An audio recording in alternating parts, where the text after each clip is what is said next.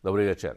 Najlepším slovenským športovcom za rok 2013 je Peter Sagan. 23-ročný cyklista zvíťazil v ankete športových novinárov pred hokejistom Chicaga Marianom Hossom a s jazdárkou Veronikou Velez Zuzulovou. Najúspešnejším kolektívom sú basketbalistky Good Angels Košice.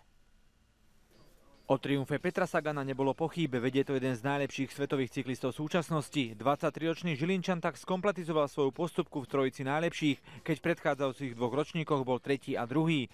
Ale celá slávnosť a honorovanie najlepších stráca z roka na rok pointu a zmysel, veď pri dekorovaní chýbala celá najlepšia petica a z top 10 ich nebolo v Bratislave 7, čo je hanba pre všetkých, ktorí anketu pripravujú a ktorí ju majú pod palcom. Pri všetkej úcte diváci, novinári aj sponzori sú zvedaví na víťazov, na prítomnosť najlepších, na Sagana, Hossu, Hanzuša, Cháru, Zuzulovu či Kuzminovú, nie na rodičov, známych, kamarátov. Aj keď ich neprítomnosť má logický dôvod, ale preto treba termín akcie naplánovať na iné obdobie, alebo im zabezpečiť taký servis, aby mohli prísť čo len na pár hodín a na otočku, lebo takto je z toho iba fraška.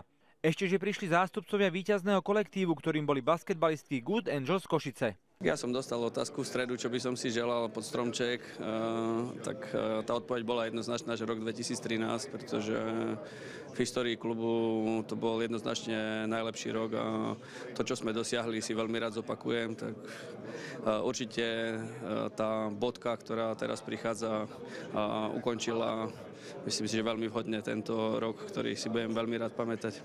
Tak určite je to úžasné ocenenie a veľmi si ho vážime. Ciele sú minimálne také isté, aj očakávania, tak veríme, že ich splníme, ale bude to veľmi ťažké. Po štvrtýkrát vyhlásili aj športovú legendu Slovenska. Po boxerovi Zacharovi, hokejistovi Golonkovi a futbalistovi Adamcovi si ocenenie za rok 2013 prevzal najlepší hádzanár Slovenska 20. storočia Anton Frolo.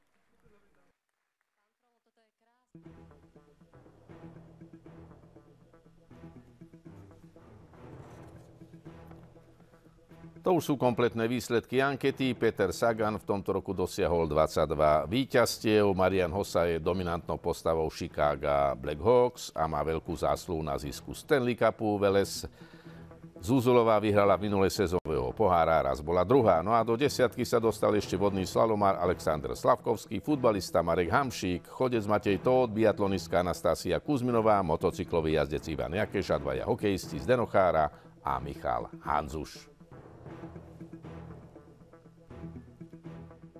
Peter Sagan sa narodil 26. januára 1990 v Žiline. Prezývajú ho Terminátor, je šprinter, špecialista na klasiky. V tomto roku dosiahol vo svetovom profesionálnom pelotóne najvyšší počet víťazstiev zo všetkých 22. V ankete zvíťazil presvedčivo a završil tak pozoruhodnú postupku. V roku 2011 skončil tretí, v lani tesne druhý. Slovenská cyklistika zažíva v súčasnosti asi svoje najkrajšie obdobie v histórii. Totiž jeden z najpopulárnejších športovcov sveta pochádza práve spod Tatier. Presnejšie povedané spod Dubňa, ale to nie je podstatné. Peter Sagan sa narodil na Slovensku a vďaka nemu nás v cyklistike začal rešpektovať celý svet. I na tohtoročnej Tour de France, najsledovanejšom cyklistickom podujatí v roku, nesklamal a obhájil v drese týmu Cannondale zelené tričko pre najlepšieho v bodovacej súťaži. Zelené tričko je na Tour de France druhé najcenejšie. Peter Sagan okrem úspechu na Tour de France bral víťazstva aj na iných pretekoch, ale asi najviac si cení triumfy v bodovacích súťažiach aj na Tour of California, Tour de Suisse, USA Pro Cycling Challenge, Tour of Alberta či celkové víťazstvo na Grand Prix Montreal, Brabantse, Gent-Wevelgem či Grand Prix Città de Camaiore. Peter Sagan vyhral aj slovenský šampionát v Dubnici.